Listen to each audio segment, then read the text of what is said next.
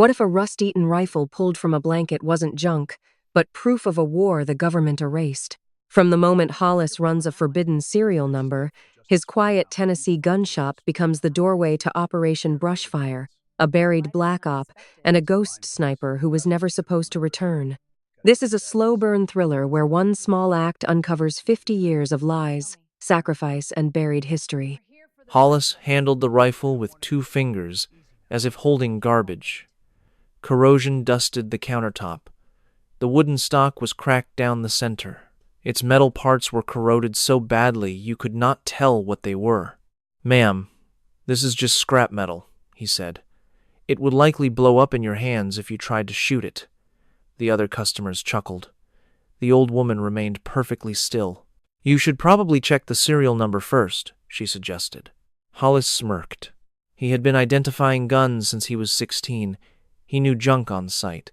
But he picked up the brass brush to humor her, scrubbing at the receiver. Numbers started to show through the rust. His movements slowed. The prefix was all wrong. It was alphanumeric and ended in a -X. He pulled out his phone to check the database. Access denied. The woman stared at him with remarkably calm eyes. "That serial number will surprise you," she said softly. "Because officially, that rifle was never meant to exist. And neither was I." Hollis looked up, seeing her for the first time. Who on earth was she? "I am curious. What city are you tuning in from today? Please leave your location in the comments. If you enjoy hearing about the people history has tried to forget, please subscribe. You will be glad you did." Because after Hollis read that entire serial number, a pair of federal agents appeared at his shop in a matter of hours. And when the old woman told them her story, one of the agents actually saluted her. What could that rifle prove she had done? Dawn arrived over the hills of East Tennessee at 6:12 in the morning. The sky turned pink and orange through the mist that covered the valley like a blanket of smoke. Inside Mercer and Sons Firearms, the fluorescent bulbs flickered to life at 5:47. That was 13 minutes before the sign on the door was scheduled to be flipped to open. Hollis moved around his shop with the ease of ownership. He was 26, thin thanks to a fast metabolism, not exercise, and he walked like a man who had never been told he was wrong about anything important. The gun shop had its usual early morning smell. It was a mix of Hoppy's No. 9 solvent, the particular sweetness of gun oil, old wood and metal polish, and the slight chemical odor of bluing compound. He poured a cup of coffee from the pot he had started before unlocking the back. Black, with no sugar. He drank it while standing at the front counter, reviewing the overnight security videos on a tablet next to the register. There was nothing. There never was. The shop was located on a country highway 20 minutes from Knoxville, with nothing but farms and woods around it. Burglaries were not common. Still, Hollis checked, because it was part of his routine. For 643 days, he had followed the same routine each morning. Make coffee, check security, and then wipe down the glass display cases. Inside the cases were handguns, organized by their time period and brand. There were Colt 1911s, Browning high powers, and a Smith & Wesson Model 29 with nickel plating that had been in the shop longer than Hollis had been alive. He cleaned the glass with straight, horizontal wipes, never in circles. He moved from left to right and from top to bottom. His father had told him that circles left behind streaks. Hollis was not sure if that was actually true, but he kept the habit. He had on a vintage gunsmith's apron, made of brown leather that was worn soft around the edges. It had been his grandfather's, but Hollis never got to meet him. Cancer had taken him in 1994, 3 years before Hollis was born.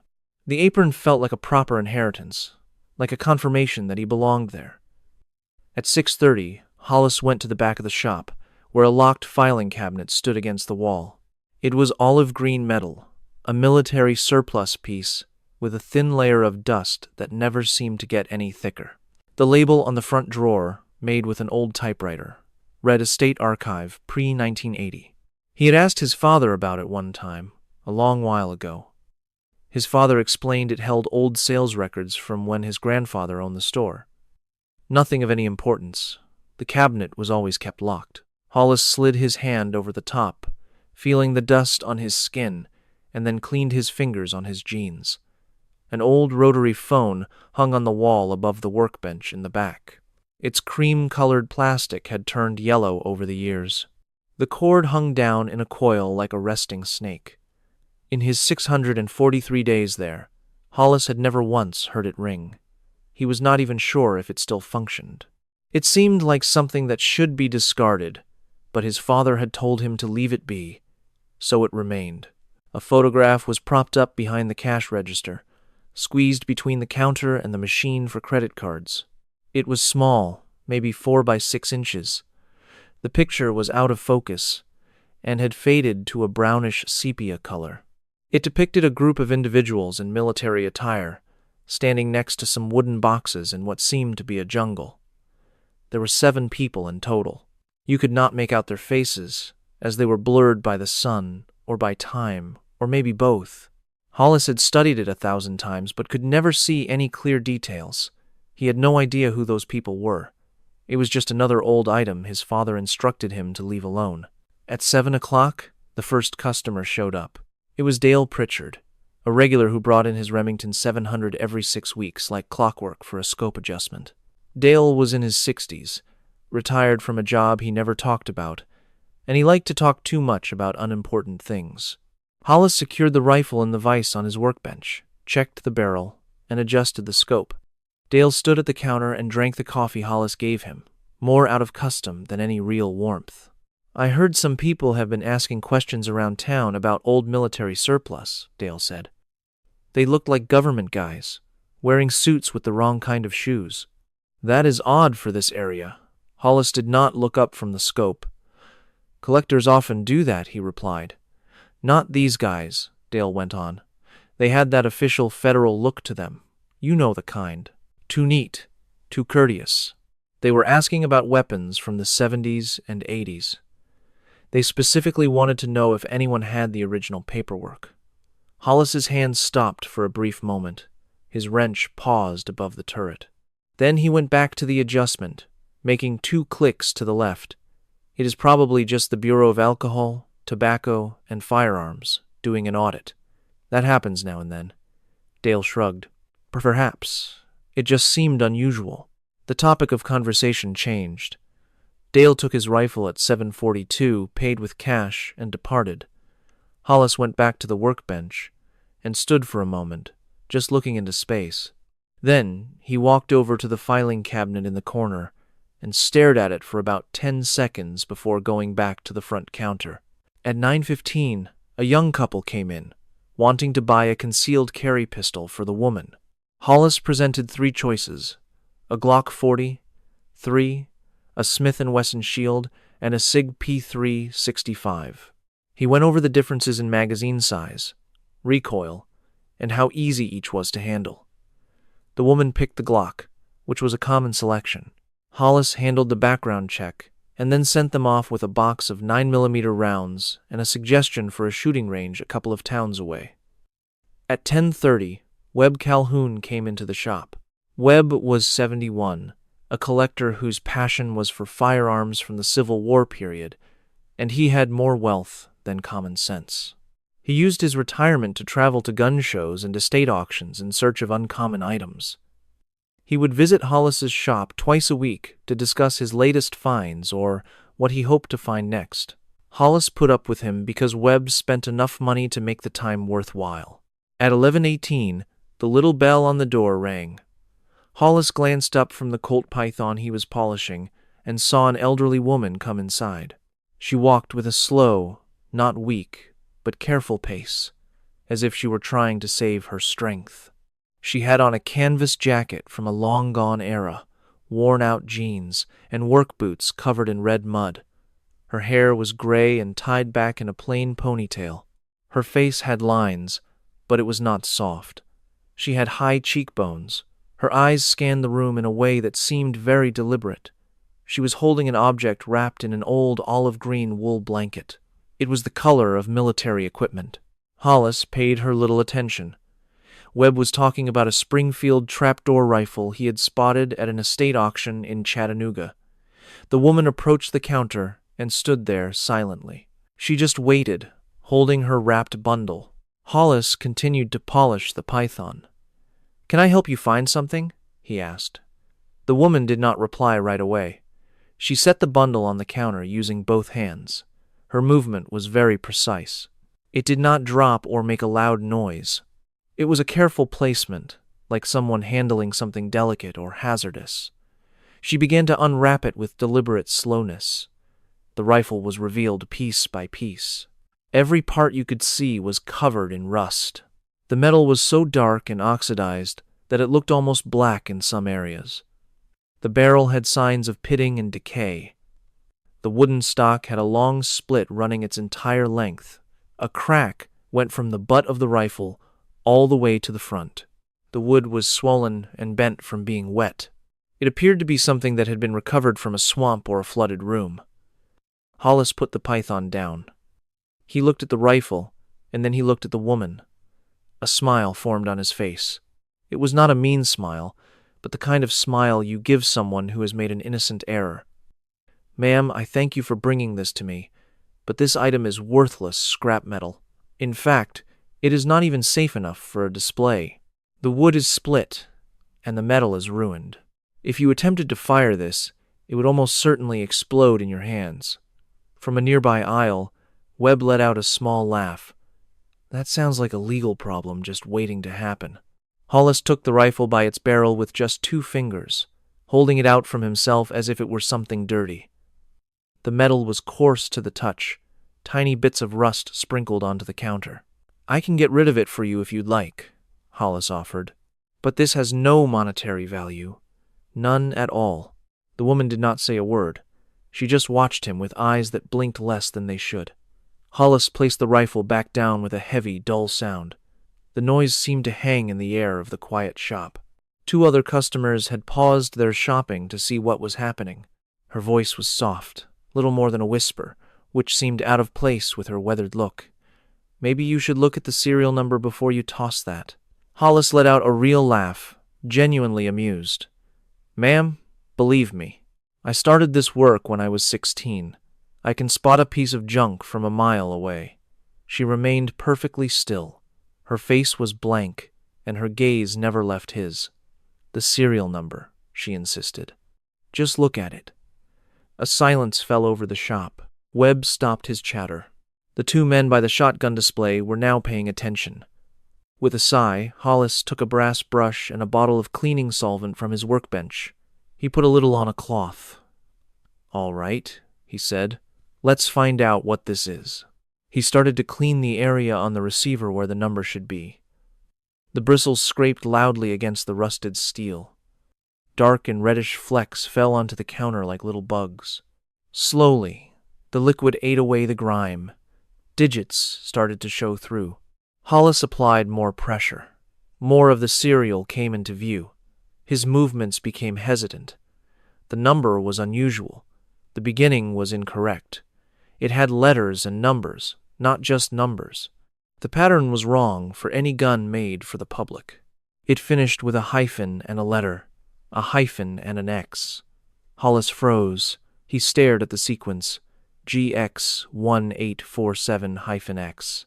He had never encountered a serial formatted that way before. Webb leaned in. "What is it?" Hollis stayed silent. He took his phone from his pocket. He launched the database app he used for his valuations. He typed in the number. The program churned for 3 seconds. The result came back. No match found. He switched to another database, one for military surplus. The result was 2 words, access restricted. What in the world? Hollis put the phone on the counter. He went to the back office without a word. The office was tiny, basically a closet that held a desk. The walls had shelves crammed with books, catalogs, and binders. From the second shelf, he retrieved a heavy book. It was titled United States Military Small Arms Serial Numbers, 1945 to 1985.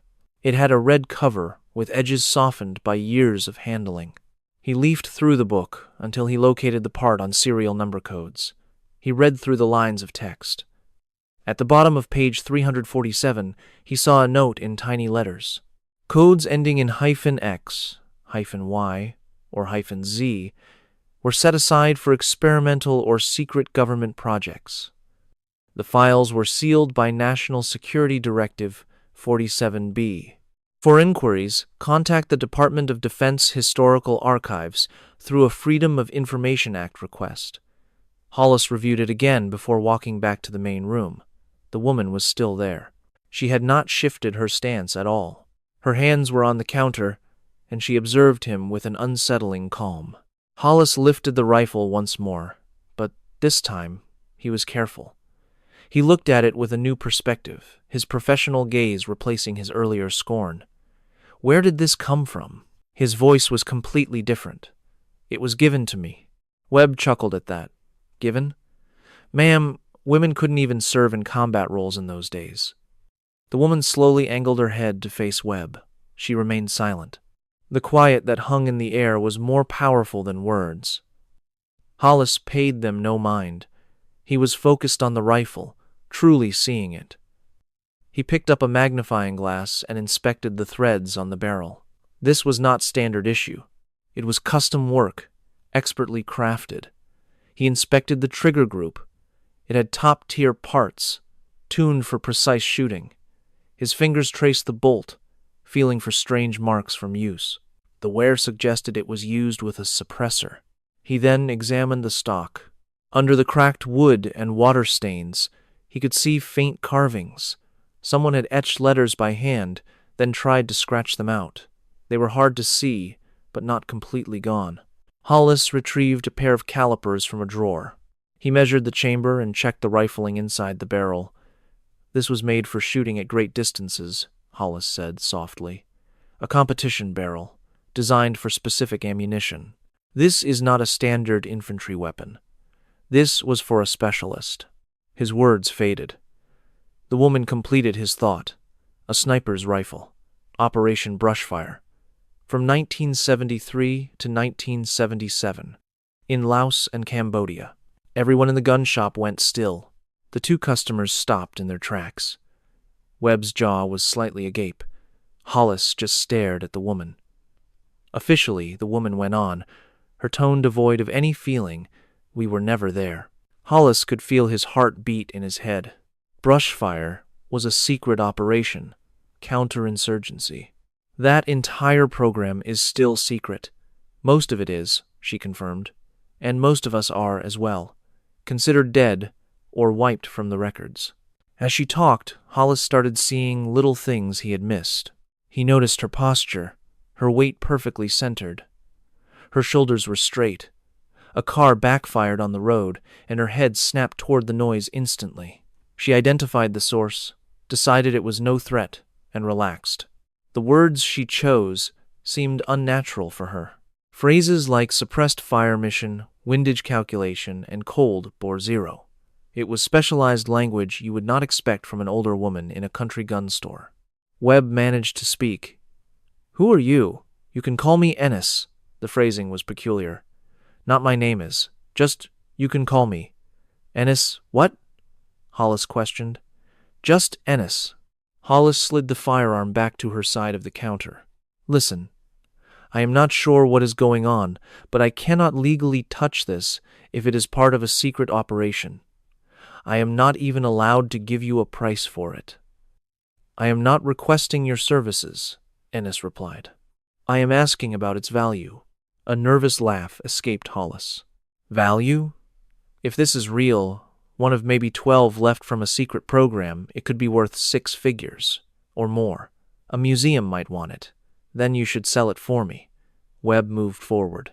"Why today? Why show up with it after so long?" For the first time, Ennis looked straight at him.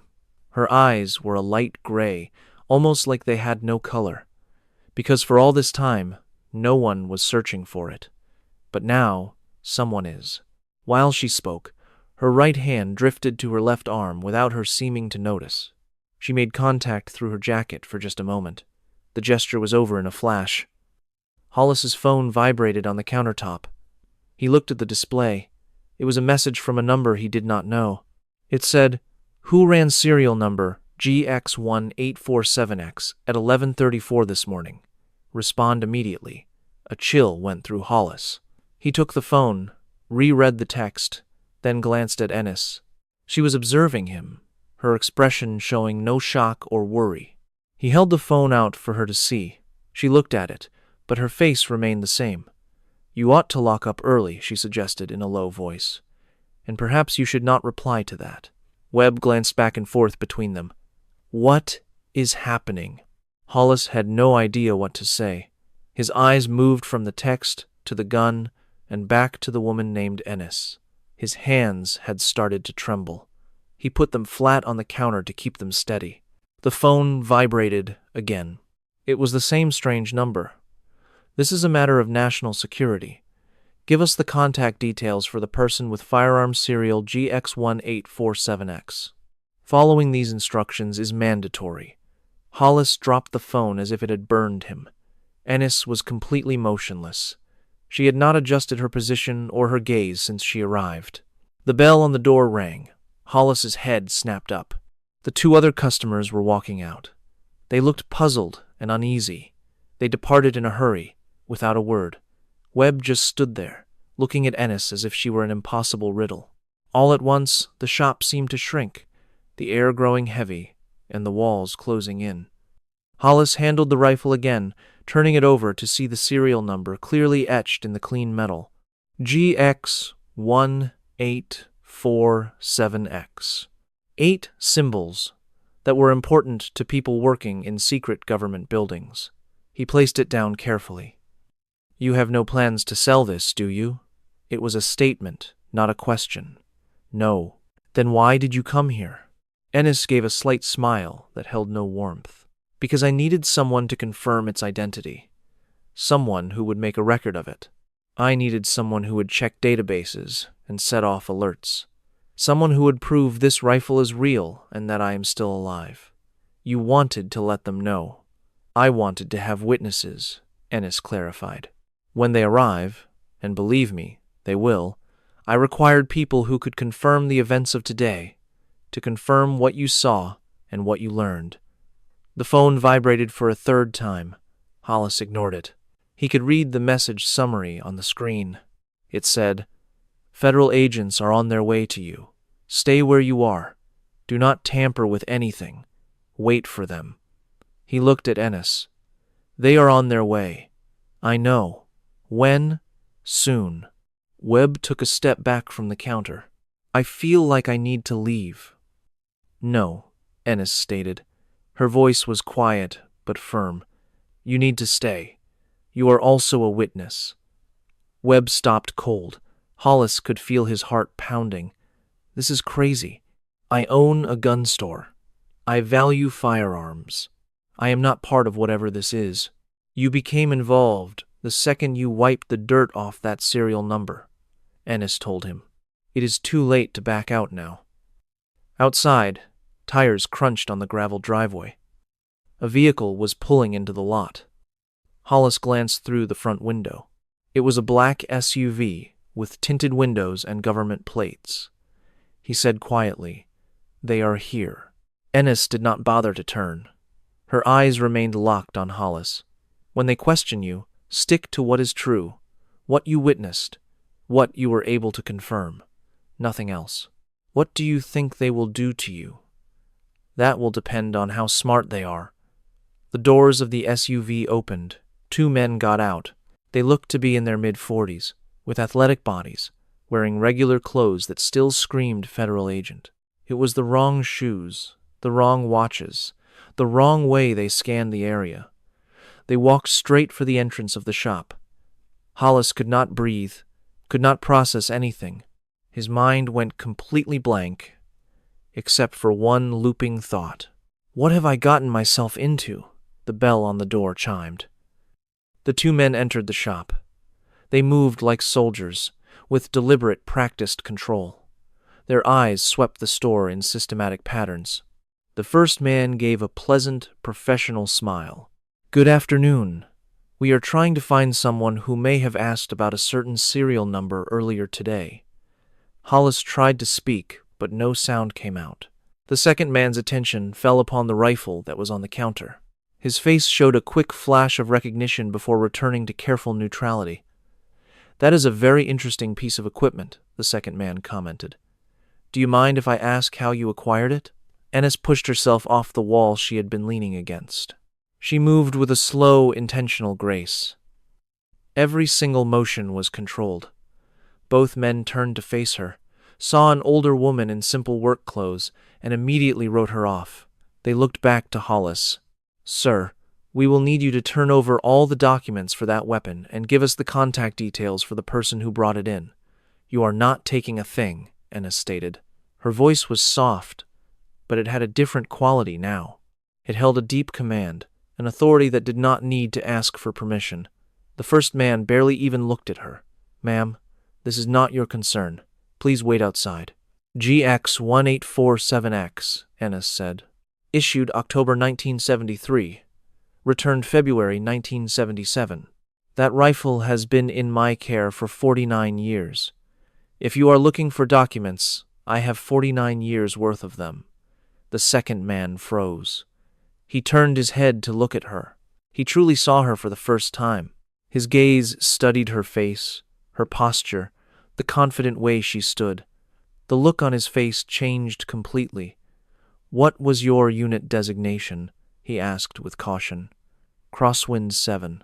It felt like the temperature in the room dropped by 10 degrees. The second man's hand moved on its own, beginning to rise toward his head in what seemed like the start of a salute. He stopped himself midway, bringing it down slowly.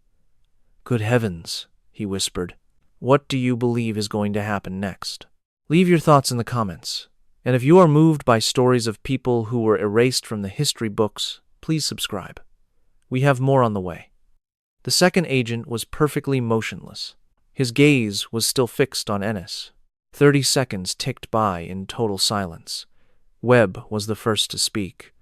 What in the world is happening here? The first agent's face had lost all its color. He quickly took out his phone. "Sir, we have to make a call this instant." The second agent did not flinch or break his intense stare at Ennis. "They informed us that you were dead. A training accident in 76. That is what the official report stated. I have read that report myself." Ennis offered a thin, humorless smile. "That is what the report was designed to say. It is much simpler to shut down a program if all the participants are also buried." Hollis finally managed to find his voice. "What program? What is this all about?" The second agent at last looked away from Ennis. He turned toward Hollis.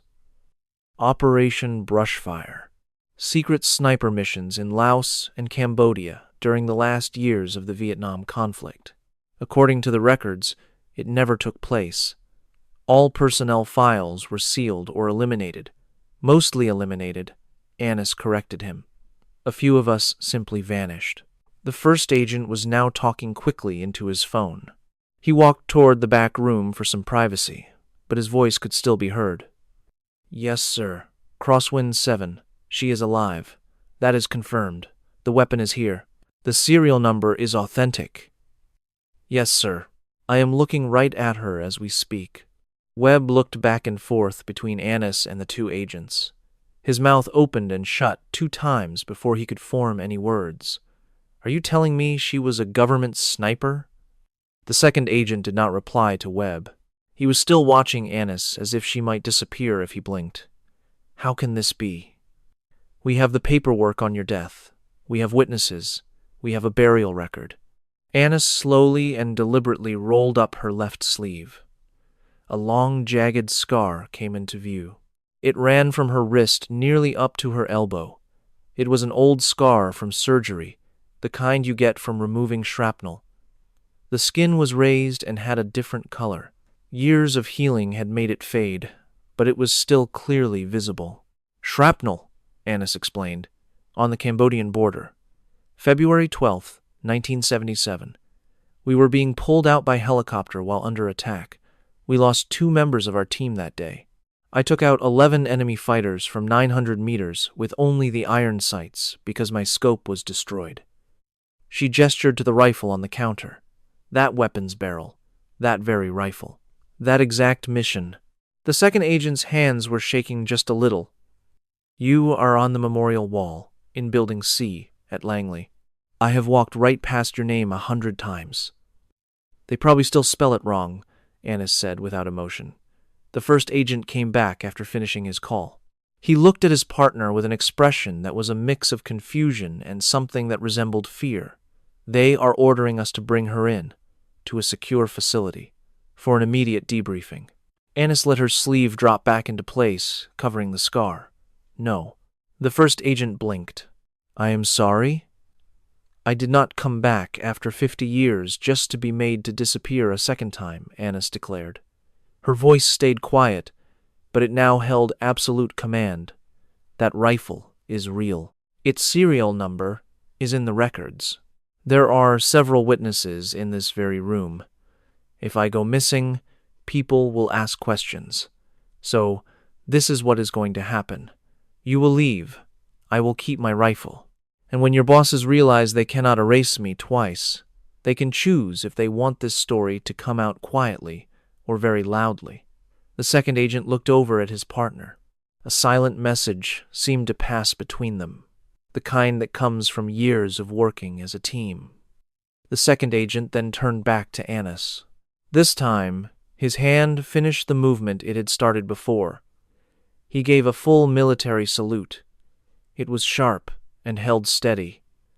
Annis did not salute back, but she gave a single nod. The agent started walking toward the door. Just as he was about to leave, the second agent stopped and looked back. For whatever it is worth, ma'am, I want to thank you for your service, even if no one was ever supposed to know about it. The door shut behind them. No one in the shop moved. The air felt thick and heavy. Sound seemed out of place. It was like time had stopped. Webb let out a long, shaky breath. That really happened. That just actually happened. Hollis was speechless. His brain was scrambling to make sense of information that did not fit anywhere in his reality. The woman in his shop had been dead for almost 50 years. But she was not dead. She was standing right here, and 2 federal agents had just given her a salute. Annis went over to the workbench. She started to gather the pieces of the rifle. She wrapped them again in the wool blanket with careful, skilled hands. I told you a lie before, she said. I am not selling it. I just needed someone to confirm what it was. And now it has been confirmed. Why? Hollis's voice was unsteady. Why do this now, after so much time has passed? Annis paused her wrapping and stood still for a second. When she finally spoke, her voice had a new depth it did not have before, because they are all dying. The men who were in charge of brush fire, the generals who gave the orders, the intelligence agents who organized the missions. They are all old men now, passing away and taking the truth with them. I wanted someone to know that before the last one is gone, there is still one of us alive who remembers what happened. Webb moved a little closer. Did you actually do all those things you said? Annis lifted the wrapped rifle, clutching it to her chest like it was a treasure. 9 confirmed kills, 11 probables, every one of them an enemy soldier. Every one of them was in defense of my teammates who did not survive to come home. She gently touched the rifle through the fabric. This was how I served. Nobody ever questioned if I should be there.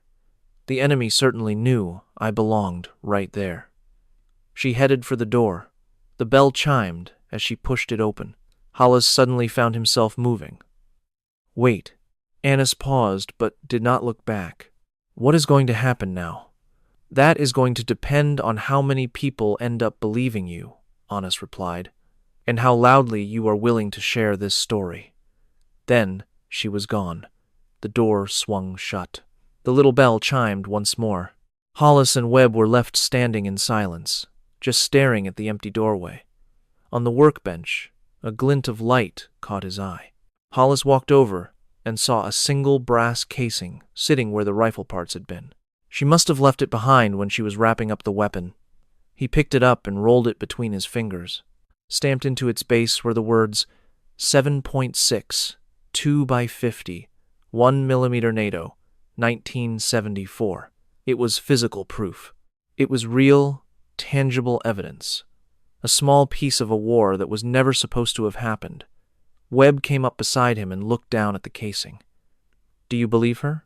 Hollis placed the casing back on the bench carefully. Yes, I do. What are you going to do now? I have no idea. His phone vibrated. It was another text message from the same unknown number. You are not to discuss this event with anyone. National security rules are now in effect. Any violation will lead to federal charges. Hollis showed the message to Webb. Webb read it, then let out a nervous, high-pitched laugh. So they were making threats. That much was clear. Hollis stared at the brass casing, then at the old photograph by the register. He glanced at the locked filing cabinet in the corner, which now felt impossibly heavy with meaning. I do not know, he repeated quietly. Webb had left 20 minutes earlier, saying he needed a drink, maybe a whole bottle. Hollis had locked the shop door right behind him, flipping the sign to closed at only 1 o'clock in the afternoon. He stood alone in the silence. The fluorescent lights buzzed. The familiar smell of gun solvent and polish filled the air, just as it always did. Everything was the same, but nothing felt right. Hollis approached the filing cabinet and just looked at it. The lock was old, something he could easily pick. He had the tools and the training, a skill learned alongside gunsmithing. But he did not pick the lock. He went to the drawer under the cash register instead. He found the spare key ring his father had always kept there. There were 7 keys. He knew most of them by sight. Keys for the building, the gun safe, the display cases. But one was different. It was small and made of brass, looking like it belonged to a filing cabinet. Hollis walked back to the cabinet and tried the key. It turned smoothly. The lock clicked open, and the drawer slid out. Inside, dozens of manila folders were arranged by year, with labels written in perfect script. There were deployment records, supply orders, and mission summaries. Hollis chose a folder at random and opened it. It was a weapons request from April 1974, asking for specialized 7.62 NATO ammunition. The delivery location was listed as Firebase Hotel, but the coordinates were blacked out. The authorization signature was unreadable, stamped with a seal he had never seen before. He grabbed another file. This one was a mission report from August 1975. A target was eliminated at long range, and the team was extracted safely. The operator was listed as Crosswind 7. Hollis put the folder down. His hands were trembling again. His grandfather's business had been more than just a gun shop. It was a supply depot for secret operations. His grandfather was involved in brush fire. Hollis looked at the photograph behind the register, pulling it from its frame with a new sense of understanding. 7 soldiers stood in uniform in a jungle clearing, their faces hard to see. One figure was a little shorter than the rest. He now recognized the posture. It was Ennis, 49 years ago, standing with her team. Hollis turned the photo over. Faded handwriting on the back read, Crosswind Unit, April 1975, after Firebase Hotel resupply. May they all come home. But they had not all come home. Hollis slumped onto a stool at the counter and buried his face in his hands, trying to absorb everything. His phone rang. An actual call, not a text. It was an unknown number. He answered. Mr. Hollis, a voice said. My name is Colonel Marcus Reeves, retired. I believe you had a visit today that brought up some questions. The voice was old, firm, and carried a military rhythm. I do not know what I am allowed to say, Hollis managed to reply. You are allowed to listen, Reeves said. The woman who came to your shop was part of a program that saved American lives. These operators went places we could not officially go, and they did things we could not officially admit to. When the program was shut down, they were offered a choice. They could disappear with new identities and our full support, or they could face public hearings that would have ruined them. Most of them chose to disappear. And now she has resurfaced because we are dying, Reeves continued. The men who know the truth, who know what those operators gave up, we are all old now. Time is running out. The truth will die with us if no one tells it. Why me? Why bring the rifle to my shop? Because your grandfather supplied the brushfire program. Because your shop holds the documents that prove it existed. And because you are young enough to carry the story forward after we are gone. Hollis shut his eyes. What do you want me to do? Tell the truth, Reeves said. When the time is right, tell people what you confirmed today. Tell them the rifle is real, the serial number is real, and the woman who used it is real. What if no one believes me? Hollis asked. They will. We are working to declassify the records. It will be partial, but it will be enough. In a few months, parts of Brushfire will be public knowledge. When that happens, your words will matter. You will be a witness to history. And if I say no, then good people will remain erased from history, Reeves said. And that would be a terrible shame. The line went dead. Hollis sat without moving. The shop suddenly felt small and suffocating. He looked at the brass casing on his workbench, the photograph, and the open cabinet full of secrets his father had dismissed as unimportant. His entire life was built on half-truths. The gun shop was just a gun shop. His grandfather was just a businessman. The old rotary phone was just for decoration. They were all lies. Or maybe not lies, just omissions. Things left unsaid to protect the illusion of a normal life. Hollis stood and walked over to the rotary phone, just staring at it. In 643 days, that phone had never made a sound. Now, it felt like it could ring at any moment. It did not. He returned to the counter and picked up the brass casing, holding it to the light.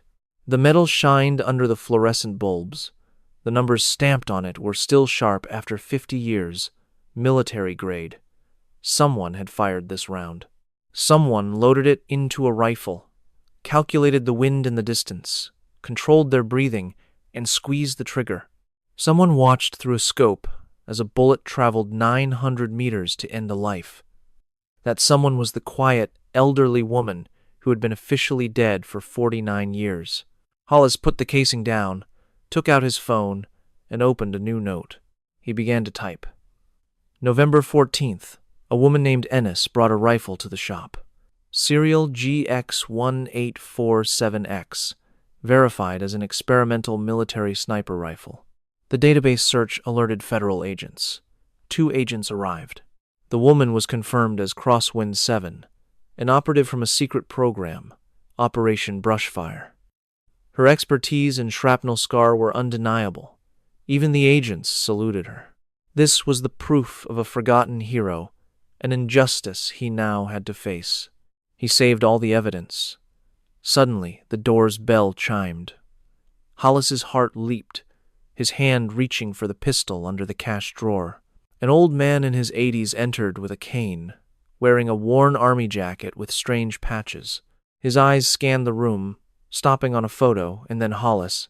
"You're the grandson," the man said. It was not a question. "Yes.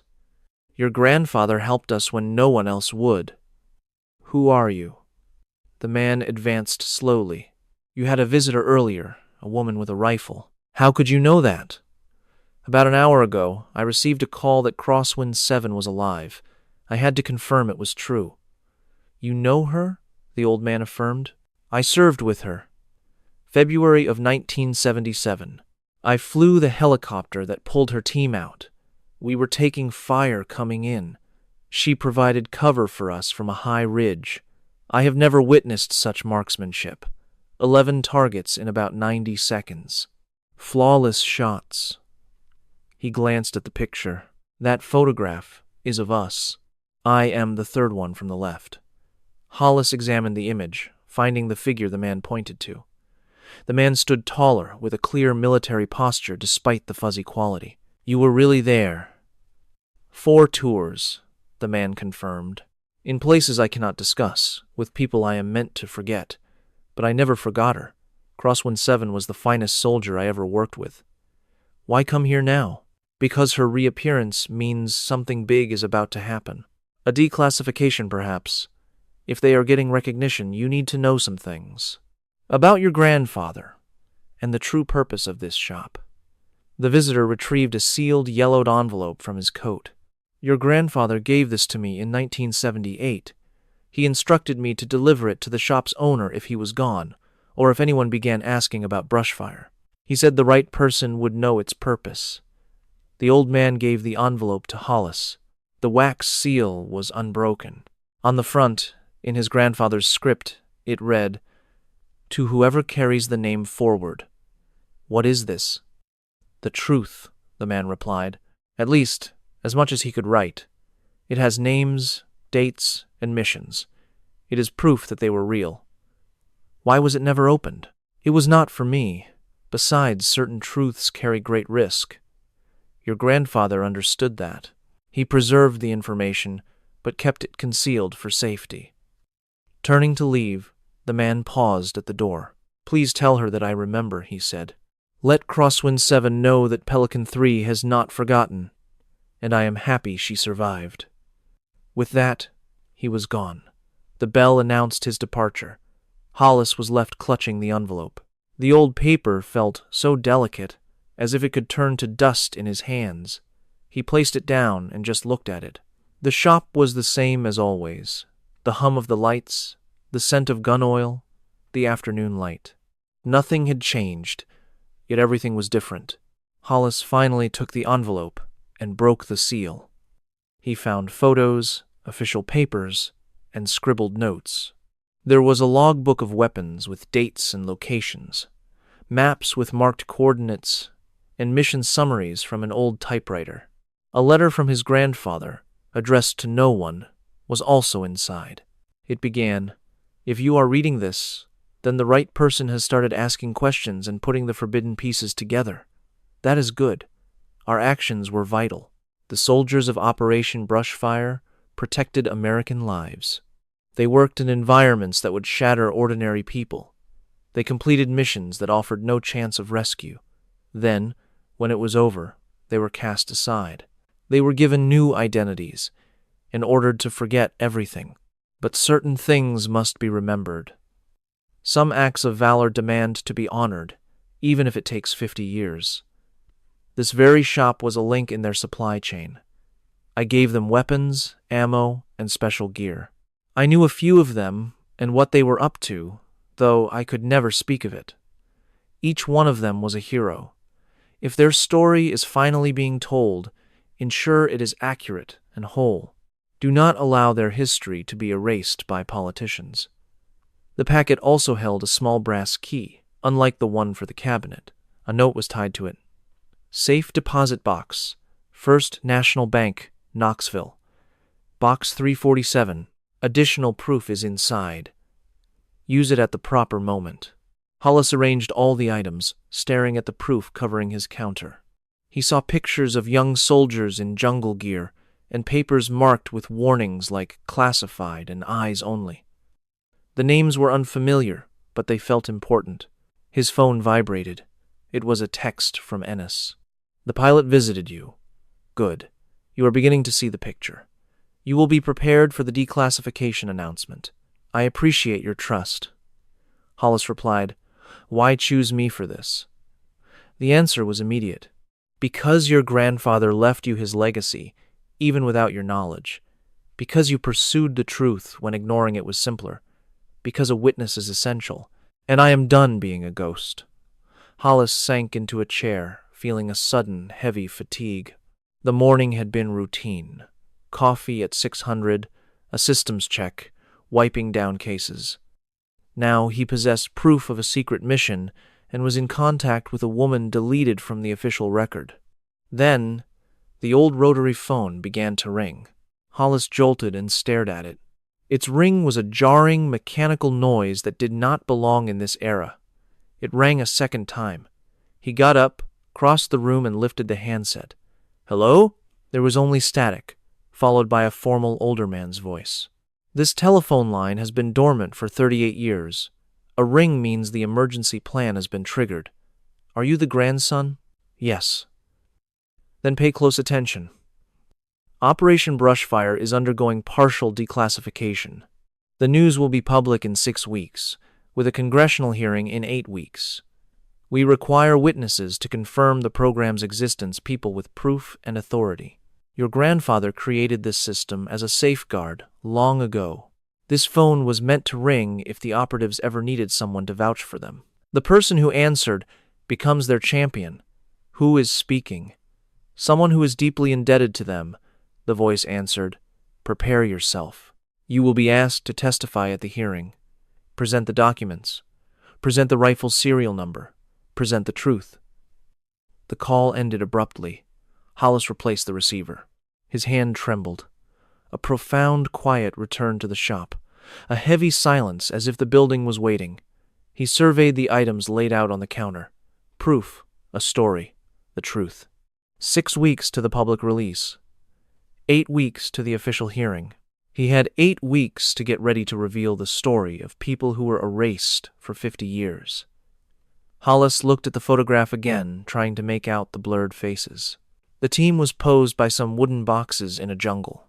They were just kids, involved in perilous work in forbidden territory. One of them had survived and was still in the fight for acknowledgement. He was now involved in that struggle, by choice or not. The brass bullet casing flashed as it caught the light. It was a small but meaningful object, a shot from 50 years ago that had not yet hit its mark. Hollis shut the file cabinet, collected the papers, and secured them in the safe. He would visit the bank in the morning. He needed to get the contents of Box 347, begin to sort the evidence, and prepare his statement. That night, he would just sit in the silent store and process how his family's entire story had changed in only 6 hours. The photo was put back on the wall, but this time in a proper frame with a label to honor it. The bullet casing was placed in a display box on velvet with a card that read 7.6 to NATO. 1974. Operation Brushfire. A shot fired to protect American lives. Recovered by Crosswind 7. It was concrete proof, the truth made real. If this account resonated with you, please share it. And if you feel that hidden truths need a voice, subscribe for more stories about those who ought to be remembered. 6 weeks flew by. Hollis dedicated himself to arranging the long-buried documents in the back room of his shop.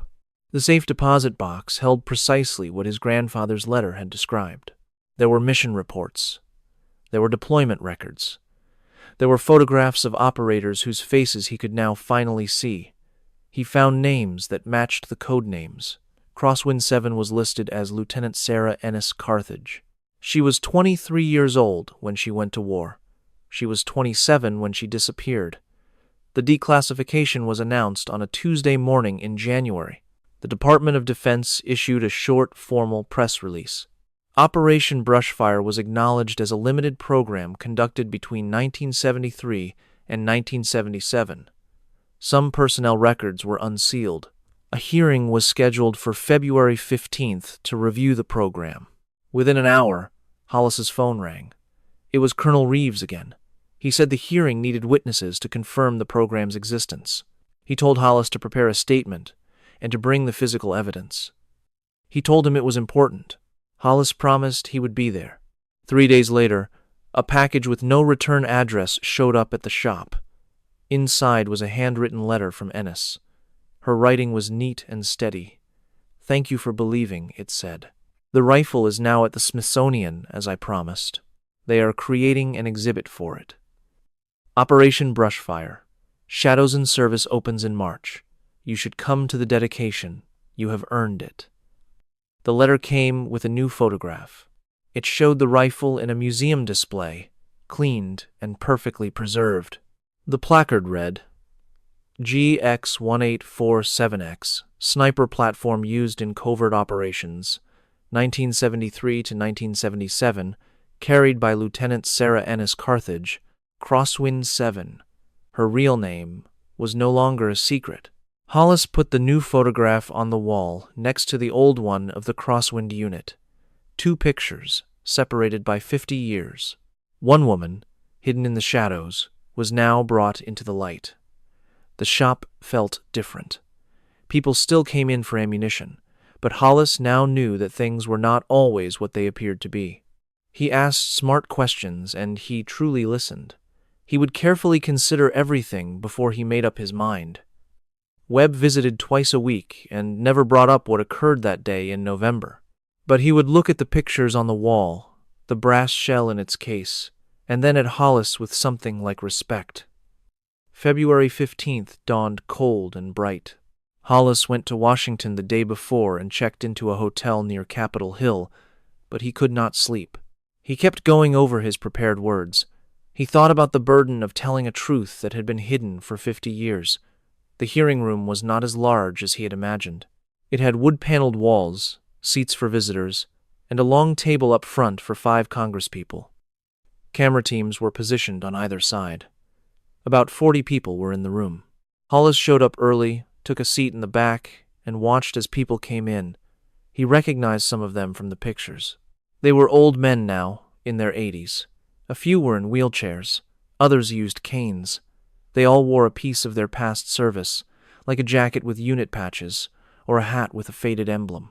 You could see their pride, mixed with the decades they were forced to keep quiet. At 9:15, Ennis walked in. She had on a simple dark suit with her hair pulled back, and she moved with that same deliberate grace Hollis remembered. But something was different about her. Her shoulders seemed more square, her head was held higher, as if a great weight had been taken away. She sat down in the front row and did not look at anyone or acknowledge the room. She simply sat with her hands folded and waited. The hearing started at 9:30. The committee chair, a woman in her 60s, was the first to speak. She mentioned the sensitivity of the topic, the many years of silence, and the great sacrifice of operatives who served with no recognition. She then called the first witness, an 82-year-old retired general. He moved to the witness table with an aide's help. He testified that Operation Brushfire was a strategic necessity. He spoke of the lives saved, the intelligence obtained, and the missions they completed. He spoke for 20 minutes. His voice was remarkably strong for his age.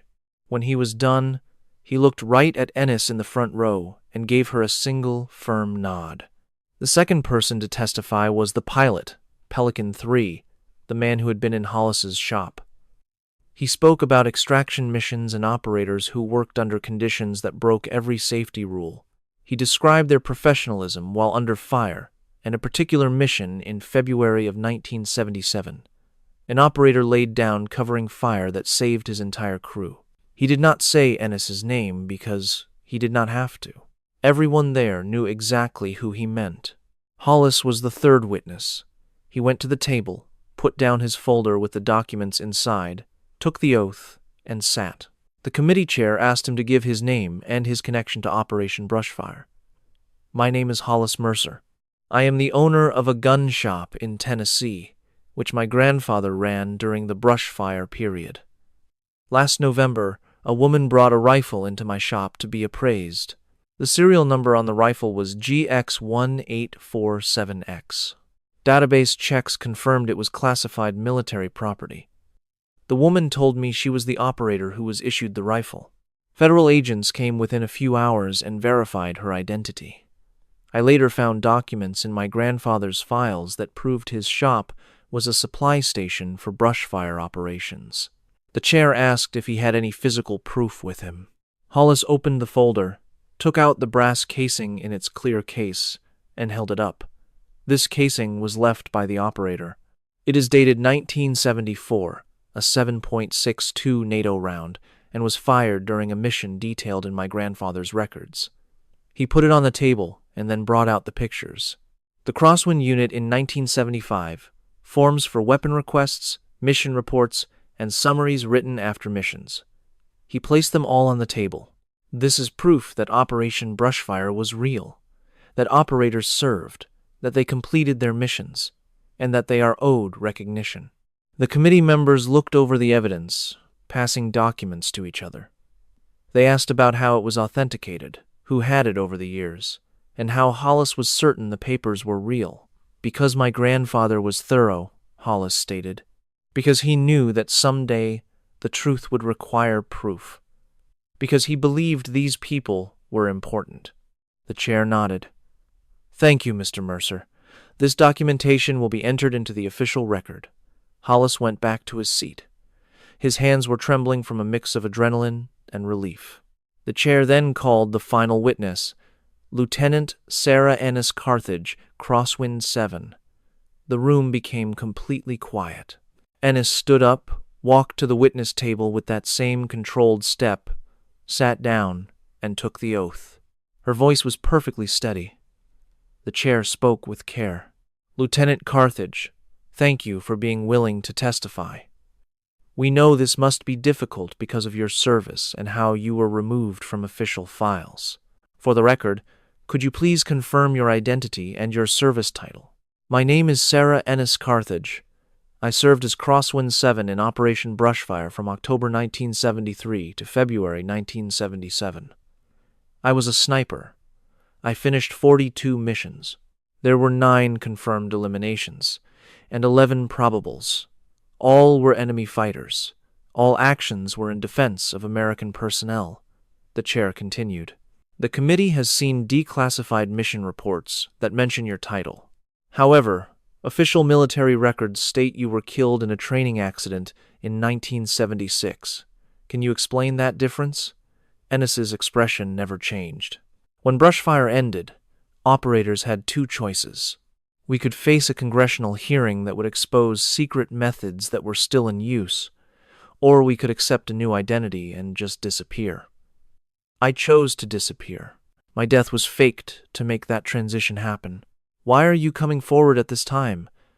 Because the men who made that choice for us are dying, because their families have a right to know what their service truly meant, and because I am tired of being a ghost. Her voice cracked just a little on the final word. It was the first emotion Hollis had ever seen from her. The committee members spoke quietly among themselves. Then the chair addressed her again. Lieutenant Carthage, this committee recognizes your service and your sacrifice. We acknowledge the amazing circumstances you operated under and the injustice of being erased from official recognition.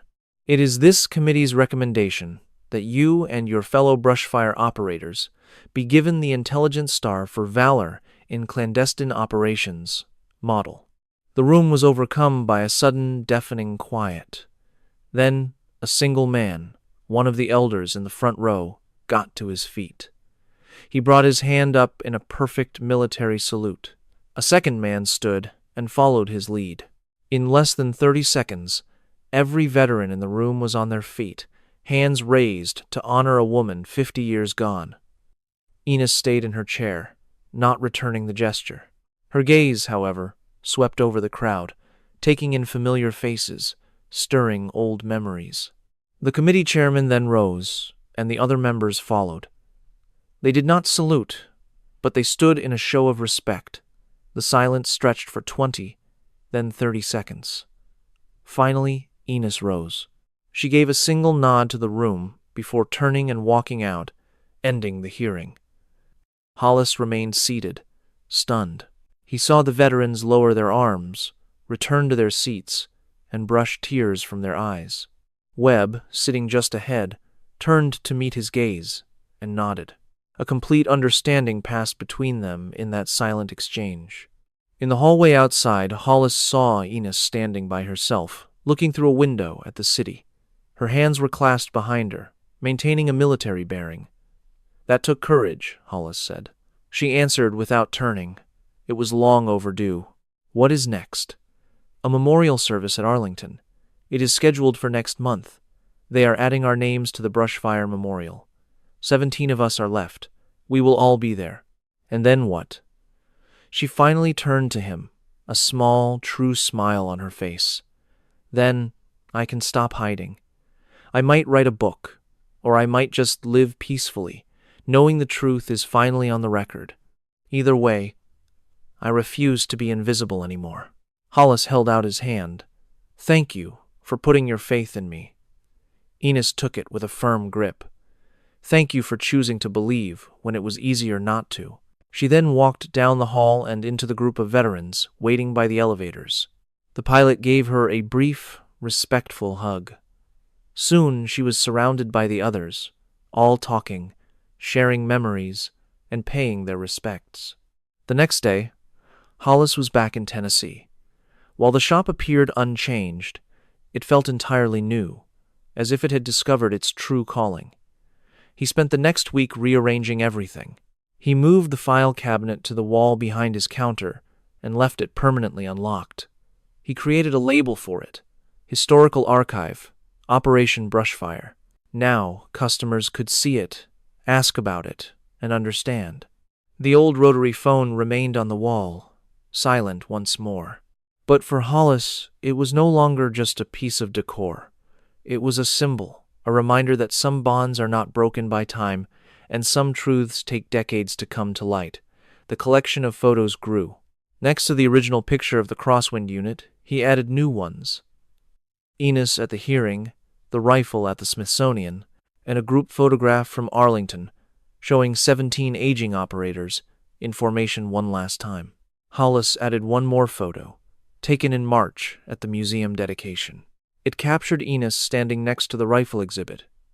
Her hand was on the glass, her eyes on the weapon that had shaped 4 years of her life and the following 49 years of her silence. In the picture, she was smiling. 3 months after the hearing, a young woman in her early 20s walked into the shop. She looked anxious and held a worn duffel bag. "My grandmother passed on last month," she explained. "She told me that if I was ever in a bind for money, I should take this to a person who would appreciate its real significance. She gave me this address." From the bag, she produced an old M1911 pistol. It was tarnished, its grip worn from use, and the serial number was hard to read. Hollis looked from the pistol to the young woman, sensing her fear of being dismissed. He grabbed a brass brush. "Let me have a look." As he worked to clean the serial number, she watched him.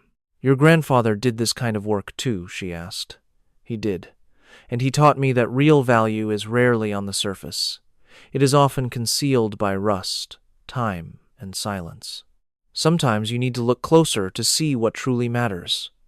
The serial number started to appear, one letter and one number at a time. It was a standard issue from 1943. The wear on it suggested it had been carried through World War II, likely in Europe or the Pacific. It was not a rare piece, but it was significant. This was carried by someone who served, Hollis stated. Someone who relied on it during a very hard time. That gives it a value that no amount of money can match. The young woman visibly relaxed. "What do you think it is worth?" Hollis put the brush down. "To a collector, maybe $800. To you, it is priceless. This is part of your family's story. Your grandmother wanted you to have it. I think you should keep it, to remember where you come from." A smile spread across her face as tears welled in her eyes. "Thank you." After her departure, Hollis surveyed his shop. The photos on the wall, the archive cabinet full of history, the brass casing in its display, and the silent rotary phone. The shop had evolved into what his grandfather had envisioned, but had not lived long enough to create.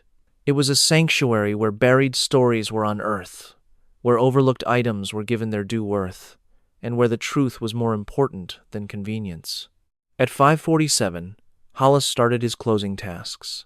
It was the same process as opening, but it felt different now. He moved with a new sense of purpose, cleaning the display cases with methodical strokes, reviewing the security tapes, and making entries in his ledger. Before he left, he paused before the wall of photos. He looked at Enos at the museum, at the Crosswind unit, and at the Arlington Memorial Service. 17 operators, 17 lives that were erased and then brought back into the light. 17 individuals who had served without recognition and were now celebrated. Hollis took the brass casing and rolled it in his fingers. 7.62 NATO, 1974, fired 50 years ago.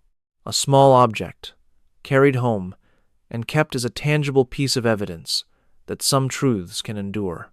He returned it to its case, switched off the lights, and locked up. Outside, the Tennessee night was falling. Stars began to appear as the highway grew quiet.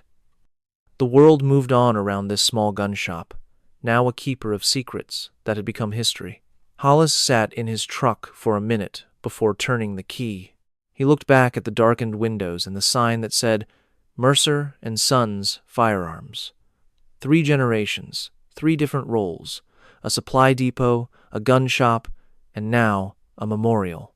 His phone vibrated with a text from Enos. I saw your name on the museum credits as a historical consultant. Just wanted you to know the exhibit is drawing 20,000 people a month. They are eager to hear these stories. Thank you for helping us tell them. Hollis texted back, It was my privilege. Thank you for sharing the truth with me. He started his truck and drove into the night, thinking about forgotten rifles, hidden files, and the burden of holding a secret for 50 years. He thought about the bravery it took to reappear after being erased, and about his grandfather's patient belief that the truth would one day matter. The following morning, at 5:47, Hollis opened the shop. His routine was the same, but his perspective had changed. He no longer saw just merchandise and sales. He saw a duty, a mission, and a link to something much bigger than himself. At 900, a customer came in with a rifle for an appraisal. It was battered and worn, and looked like it had no value. Hollis did not laugh or turn him away. He handled it with care, inspected it from top to bottom, and listened to the owner's story. He had learned that worth often hides in plain sight, that history resides in the things we dismiss, and that every story should be heard without prejudice. The brass casing on the counter caught the morning sun, its glint a constant reminder. A bullet can take 50 years to find its mark. A truth can wait decades for its moment. A person can spend a lifetime in the dark before finding the light. And a small gun shop in Tennessee can become a witness, an archive, and proof that silence is eventually broken, and the truth will always find its way out. The pictures on the wall told this story, connecting the past to the present. The hidden was now revealed. The ghost was now human. Crosswind 7 and Sarah Enos Carthage were the same person, and both were finally honored. Hollis stood behind the counter, looking at the rifle before him, at the customer awaiting his opinion, and at the room that had shown him how to see what lies beneath. He started his work as he now started everything, with care, respect, and the knowledge that something worthless may be invaluable, something broken may be complete, and what seems like an end may just be a new beginning. Light flooded the shop, carrying the scent of oil and old wood. The photos looked on, the archive stood open, the truth was safe. And in that light was the memory of an old woman setting a rusted rifle on a counter, and in that quiet act, changing his entire world. Have you ever seen someone finally get the credit they deserved after being ignored for years? Tell us about it in the comments. And if you agree that the truth always matters, no matter how long it takes, please subscribe. These histories deserve a voice. These individuals deserve to be remembered, and silence must never be the final word.